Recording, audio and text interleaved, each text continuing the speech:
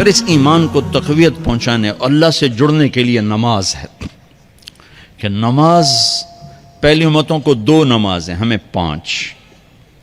پہلی امتوں کی مسجد کوئی نہیں، ہماری مسجد۔ پہلی امتوں کی اذان کوئی نہیں، ہمیں اذان ملی۔ اور اذان اتنا بڑا عمل بنا دیا میرے نبی نے کہ آپ نے فرمایا کہ اذان دینے والا قیامت کے دن سب سے اونچے مقام پر کھڑا ہوگا۔ حضرت علی فرمایا کرتے تھے کاش میں اللہ کے نبی سے حسن حسین کے لیے مسجد نبوی کی اذان مانگ لیتا، یہ حضرت علی فرمایا کرتے تھے۔ اور جنگ قادسیہ میں مؤذن زخمی ہو گیا تو اذان دینے کے شوق میں سردار آپس میں الجھ گئے، کہتا میں دوں گا، کہتا میں دوں گا۔ پھر قرہ اندازی ہوئی جس کا نام نکلا اس نے اذان دی۔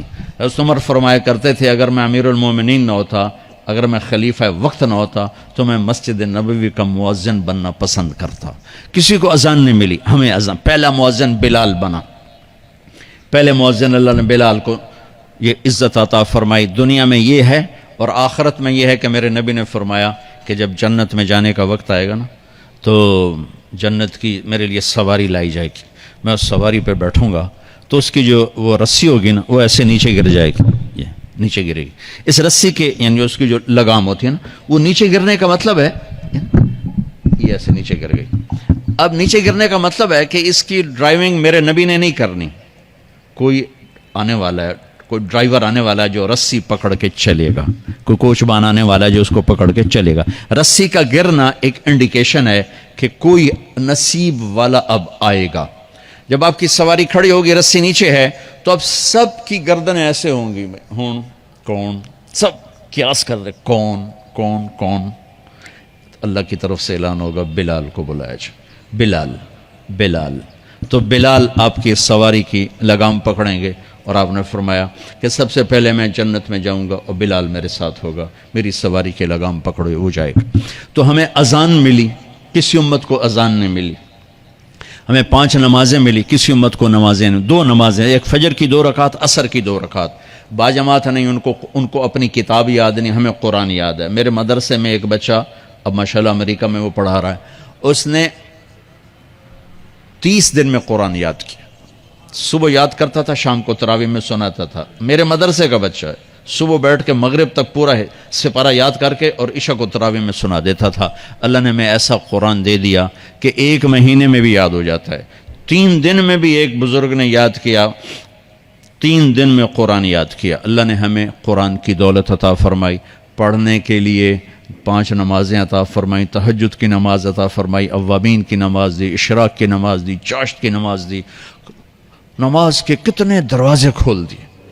اور میرے نبی کی آخری نصیحت تھی میری امت نماز نہ چھوڑنا، نماز نہ چھوڑنا، نماز نہ چھوڑنا۔ اور اس 14 صدی میں کوئی موقع ہے نماز چھوڑنے کا تو وہ میرے نبی کے نواسے کی کربلا کا ہے کہ جب ظلم بھی انتہا پر تھا اور مظلوم بھی اپنی آخری حدوں پر تھا، اور کائنات نے نہ ایسا ظلم دیکھا، نہ ایسے مظلوم دیکھے، نہ ایسی پاکیزہ ہستیاں دیکھی، نہ ایسے درندے دیکھے۔ تو سورج ڈھلا، نماز کا وقت ہوا ہے تو آپ نے سبحان اللہ، آپ نے زہیر سے فرمایا کہ شمر سے کہو نماز پڑھنے دے، نماز پڑھنی ہے، امت کو پیغام دینا ہے کہ یہ کسی حال میں چھوڑنے کا کام نہیں ہے۔ تو انہوں نے آگے بڑھ کے شمر سے کہا نماز پڑھنے دو، انہوں نے کہا نہیں نماز نہیں پڑھنے دیں گے، ہماری تلوار چلے گی۔ انہوں نے واپس آ کر کہا جی وہ کہہ رہے ہیں ہم جنگ نہیں روکیں گے، تلوار چلے گی۔ تو پھر یہ نہیں فرمایا اچھا چلو ٹھیک سر دیو، فرمایا اچھا آدھے نماز پڑھو آدھے جنگ کرو۔ آدھوں نے نماز پڑھی، آدھوں نے جنگ کی۔ پھر انہوں نے جنگ کی اور پہلوں نے نماز پڑھی، اور عصر سے پہلے سب کے سر کٹ کے نیزوں پہ چڑھ گئے۔ یہ وہ ہستیاں ہیں جن کو میرے نبی نے کہا میری آنکھوں کی ٹھنڈک حسن حسین، میرے جگر کے ٹکڑے، میرے جنت کے پھول، پتہ نہیں کیا کیا تشبیہات دی ہیں میرے نبی نے۔ اب جنت کے نوجوانوں کے سردار حسن اور حسین۔ اور پھر نماز نہیں چھوڑی۔ ان کو جنت کی بشارت تو ماں کے دودھ پیتے مل گئی تھی، کربلا کی وجہ سے نہیں ملی سرداری ان کو، وہ تو ان کے سر کا صحرا ہے الگ۔ ان کو سرداری جنت کے ملی ماں کا دودھ پیتے ہوئے کہ جنت کے نوجوانوں کے سردار ہیں حسن اور حسین۔ نماز نہیں چھوڑی میرے عزیزو، نماز نہ چھوڑ۔ اللہ کا شکر ہے، میں آپ بچوں کو دیکھ کے مجھے اپنا کالج کا دور یاد آ رہا ہے۔ ہمارے دور میں ایک نعیم الدین صاحب گورنمنٹ کالج لاہور میں تبلیغ کا کام کرتے تھے، اور وہ اکیلے ہی نماز پڑھتے تھے، کوئی نمازی نہیں ہوتا تھا، اور کسی لڑکے کی داڑھی نہیں تھی، کسی لڑکی سوا سے ایک نعیم الدین کی۔ اب ہر کالج میں جائے داڑھیوں والے بچے نظر آتے ہیں، ٹوپیوں والے بچے نظر آتے ہیں، کوئی لڑکی کے سر پہ دوپٹہ نہیں ہوتا تھا، کوئی ایجوکیشن تھی۔ اب لمز جیسی یونیورسٹی میں بھی لڑکیاں پورے برقعے میں ہوتی ہیں، حجاب میں ہوتی ہیں، نقاب میں ہوتی ہیں۔ جہاں برائی کا گراف اوپر گیا تو نیکی کا بھی اوپر گیا، جہاں برائی کا لیول اگر بڑھا ہے تو نیکی کا لیول بھی بڑا ہے۔